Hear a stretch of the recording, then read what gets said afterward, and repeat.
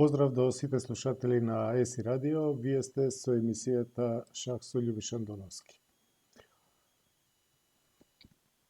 Работејќи во детскиот културен центар со моите млади ученици, со децата, забележав дека особено внимание им побудува играта на актуелниот светски шампион Магнус Карсен, но кога играл на нивна возраст или речиси на нивна возраст, именно на 10, 11, 12 години.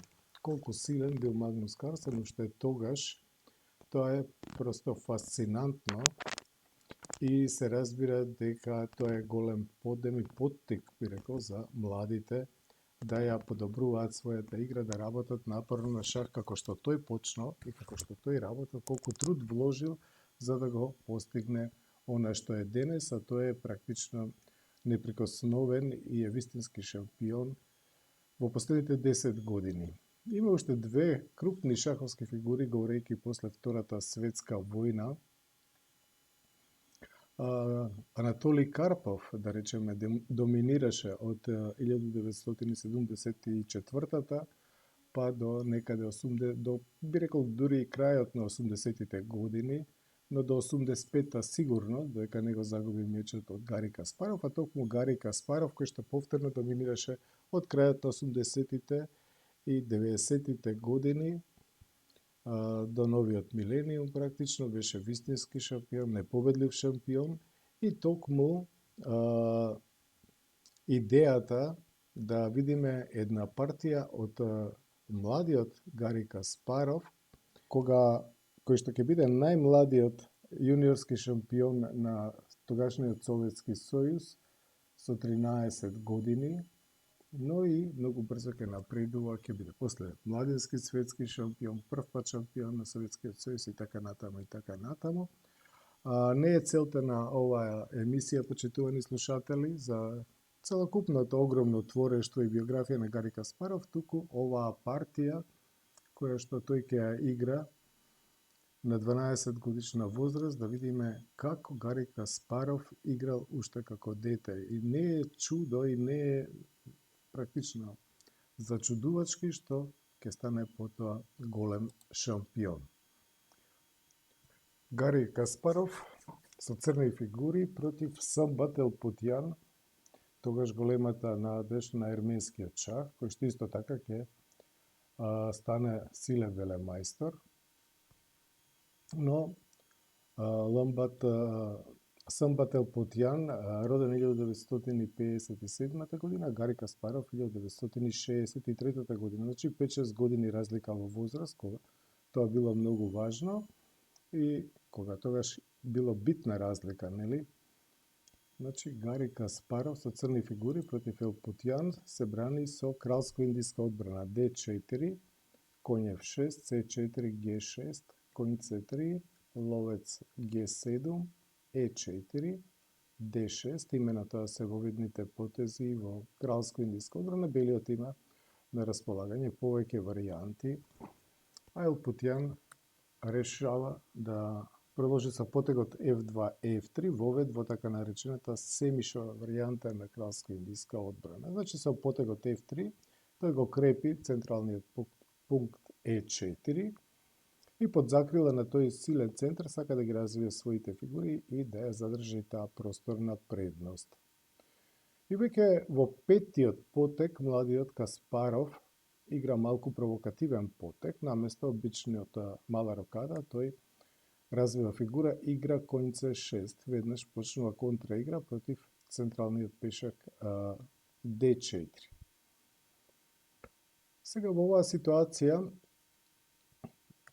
Елпутјан продолжува нормален развоен потек, како што би играл, да речеме, доколку Каспаров играше мала рокада, но и продолжува со потегот ловец E3. Може би покритично беше веднаш да го нападне коњот со потегот D5 и на коњ E5 F4, на што би следвало коњ од E на D7 се разбира и потоа црниот ќе го напаѓа тој центар, но тоа беше малку по, би рекол, критично.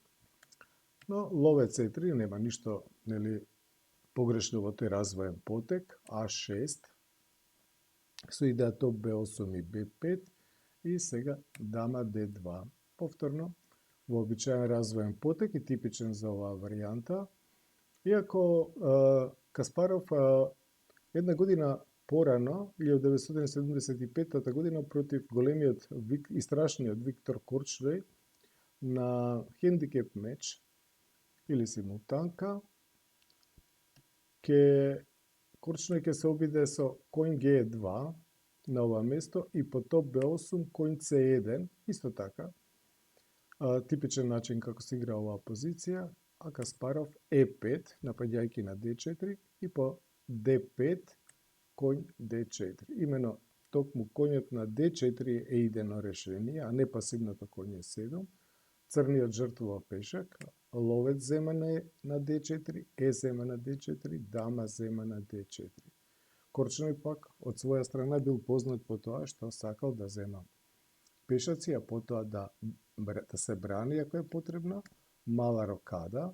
Сега црниот се заканува да земе на Е4 со коњ и на дама Е4 топ Е8, затоа дамата отстапува, дама Д2, С5, гледате силното поле D4 и особено црнополниот ловец ја правдаат стратегијата на црниот, А4 и сега коњ Х5, Г4, дама Х4 шах, крал Д1, коњот оди назад, беше нападнат, коњ F6, дама Е1, дама зема на Е1, крал зема на Е1, сега коњот оди на Д7, за да дојде на централниот пункт Е5 и по ловец Е2, коњ Е5, не може F4 заради коњ Г4 и на топ Г1 Каспаров игра F5, гледате, и постигнува одлична контраигра во таа партија, во тој хендикеп меч. Во нашата партија, значи Елпутјан го игра потегот дама D2, на што Каспаров продолжува со топ B8. Сега повторно белиот треба да се изјасни како ќе продолжи. Во обичаен потек е коњ од Г на Е2, на што црниот може да игра од своја страна рокада и би имале сосема класична и стандардна позиција во оваа варијанта, но на коњ Г2 тој се разбира може да се обиде и со потегот Б5. И токму потегот на Елпутјан, значи белиот треба да одигра некој полезен потег, а да не дозволи Б5, тоа може да биде потегот топ С1, например, освен коњ Г2, а Елпутјан го игра потегот топ Б1. Гледате, за сега црниот не може Б5, не е доволно брането, а белиот сака да се расшири евентуално и на дамското крило со Б4, што по мала рокада и го прави.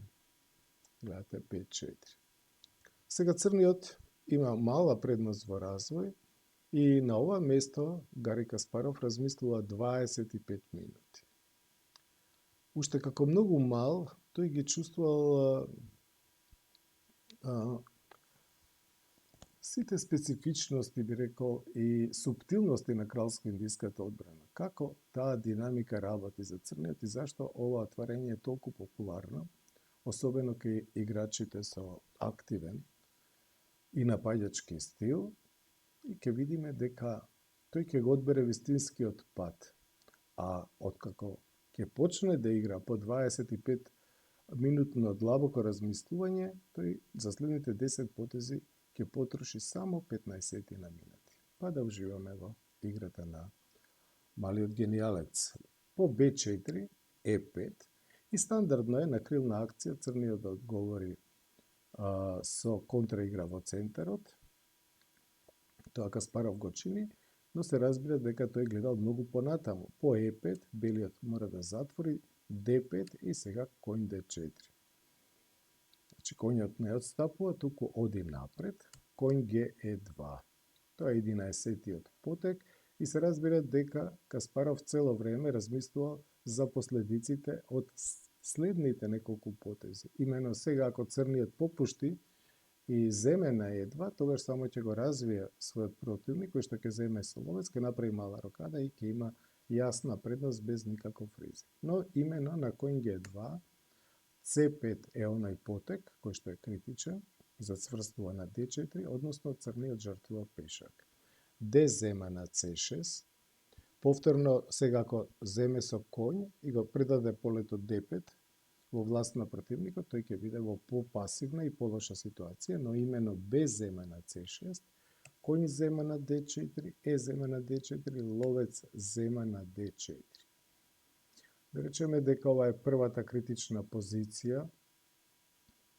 Одиграни се 14 потези, белиот има пешак повеќе, но црниот има подобар развој. И да видиме, да проследиме и понатаму целата идеја на Гари Каспаров. Тој игра топ Е8, се разбира, му треба и оваа фигура да биде мобилизирана, топот наспроти кралот кој што е се уште не развиен на полето Е1, сега црниот се разбира се заканува со потегот D5, сосема да го расчисти центарот за своите подобро развиени фигури, а Елпутјан се обидува да ја затвори линијата со логичниот потег ловец Е2, иако тука можеше да размисли за потегот ловец D3. На што црниот би одиграл D5, CD5, CD5, но белиот би бил во игра. Вака по ловец Е2 следи друг централен продор, а имено C5. Го напаѓа веднаш ловецот на D4.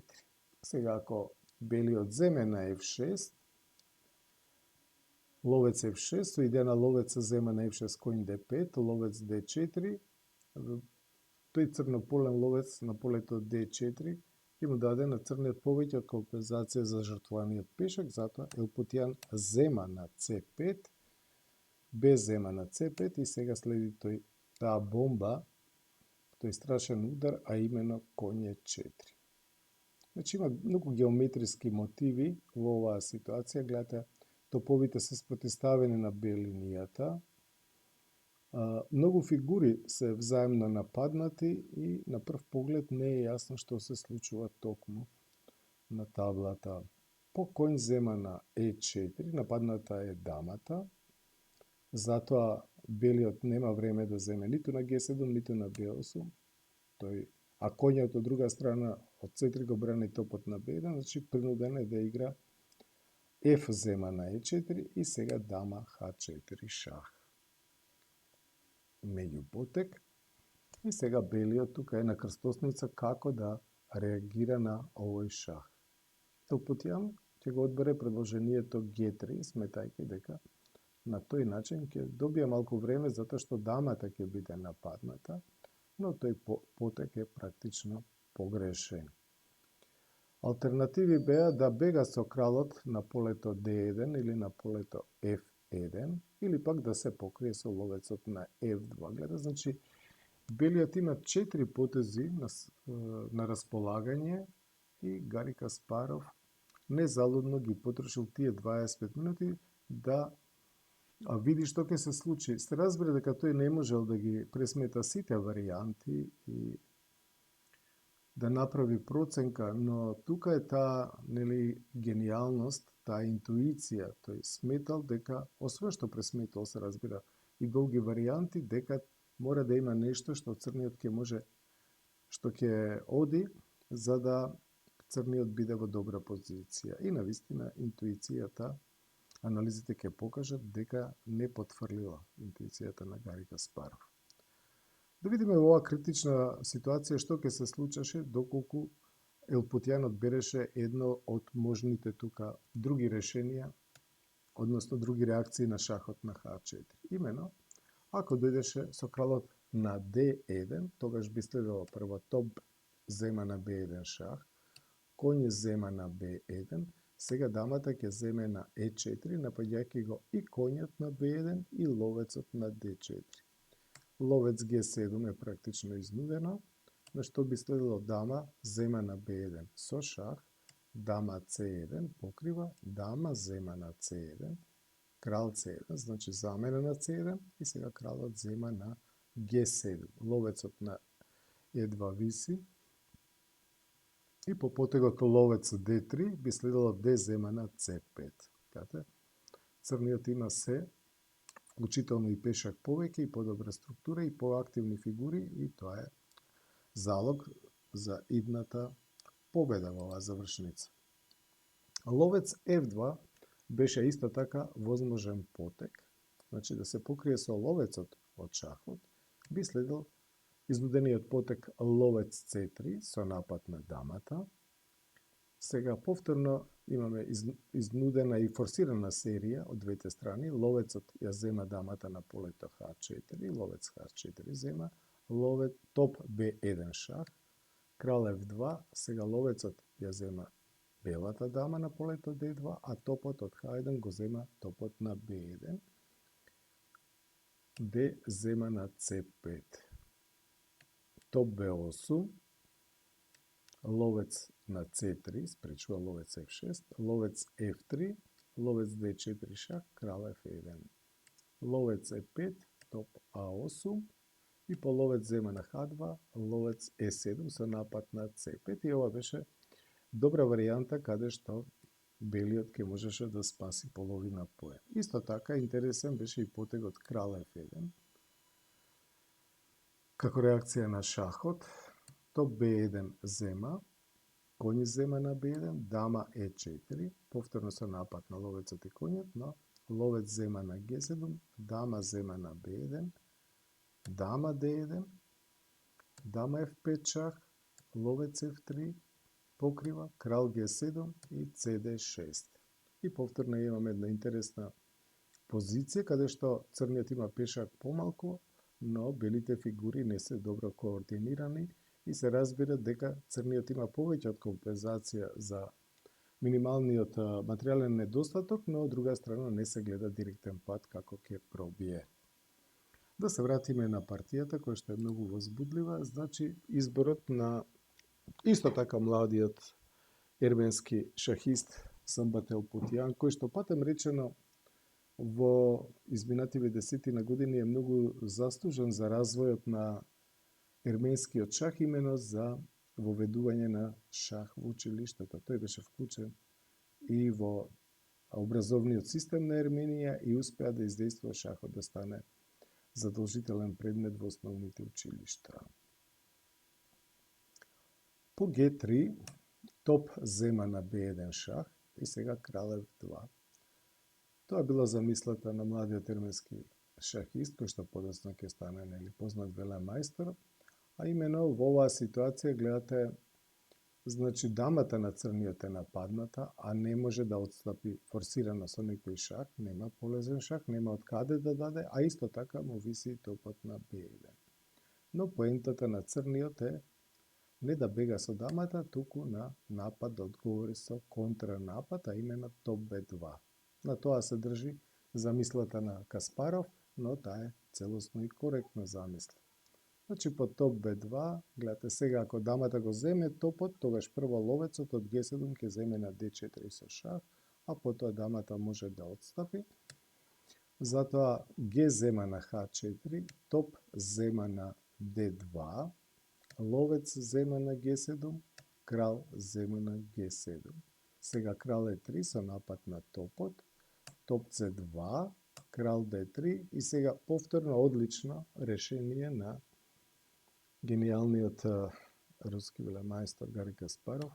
Тој зема на C3, значи дава квалитет и по крал C3 D зема на C5. Сега кога чадот се расчисти, може да се преброиме и да видиме дека после сите овие комбинации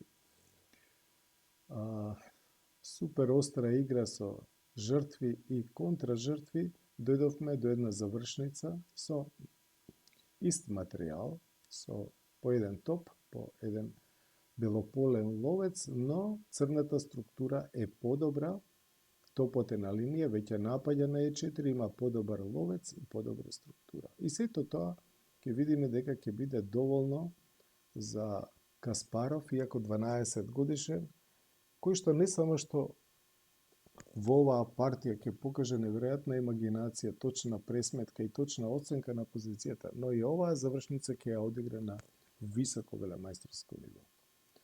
Имено по DC5 белиот си го брани пешакот на E4, ловец D3, ловец B7, повторно го напаѓа, топ E1 и сега Тој одличен потек, 26-ти потек, топ Е5. Го кочи Е-пешакот, кој што би сакал да оди напред.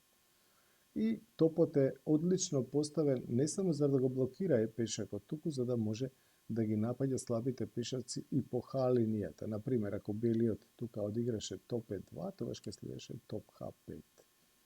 И по евентуално Е5, прво ловец С8 да го блокира Е-пешакот, не веднаш топ Х4 заради Е6, туку е ловец Е8 и по топ Е4 ловец Ф5. И сега е веќе ќе дојде во топовска, добиена топовска завршница, каде што ќе може да земе еден од пешаците или на Е5 или на Х4. По топ Е5, Елпутјан се обидува да дојде до одредена контра игра на дамското крило и тој го игра потегот А4. Следи Ф5, гледате, Е-пешакот е сега врзан, заради тоа што топот на Е1 би бил небранет. Топ Б1, на тој начин белиот сака да се одврзе со темпо, напаѓајќи го ловецот, но ловецот зема на Е4. Сега топовската завршница се разбира дека е сосема загубена за белиот, тој се обидува со контраигра, имено и да го оправда потегот А4. Од тука топ Б6, но црниот е побрз. Ф4, сега црните фигури ќе му помогнат на Ф пешакот да отиде многу далеку. Топ зема на А6, Ф3. Гледате. Сега црниот сака да земе на Д3, Ф2 и да изводи нова дама, затоа мора белиот да се повлече со ловецот, ловец Ф1 и сега ловец Ф5. Сега ловецот отстапува за да му направи место на топот кој што сака да го зароби противничкиот ловец со потегот топ Е1. Топа 7 шах изнудено, крал Х6 и крал Д2 за да спречи топ Е1, но сега Ф2. До сега фигурите му помагаа на Ф пешакот да оди напред, а сега Ф пешакот помага на своите фигури имено сега да го овозможи потегот топ Е1. Од тука повторно белиот е изнуден да ја покрие линијата, да одигра ловец Е2 и сега повторно тактика во служба на стратегиските задачи, ловец Г4, одвлекување, ловецот не може истовремено и на Г4 да земе и на Ф1 да брани, значи тој мора повторно да отстапи, ловец Д3 и еве го топот се појави на полето Е1. Топ Ф7 го контролира со топот од позади, но повторно ловец Ф5, одличен потек, ја прекрива Ф линијата. А5, белиот нема ништо подобро, ловец зема на Д3, топ зема на Ф2. Сега, одеднаш како белиот да го надмудрил својот малак противник, затоа што висат и топот и ловецот, но повторно Каспаров се пресметал точно и го игра овој потек топ Ф1. Тоа е 38-миот потек со кој што повторно решава две задачи, го бега топот со темпо и доаѓа во лесно добиена позиција, затоа што по замената на топовите тој ловец од полето Г2 ќе го брани А слободниот пешак на противникот, а со својот крал ќе се приближи и ќе ги изеде противничките пешаци. Верувам дека уживавте во играта на поранешниот светски шампион Гари Каспаров, еден од најголемите шахисти во историјата на шахот. Мене ми останува да ве поздравам, вие бевте со емисијата Шах со Љубиша Андоновски.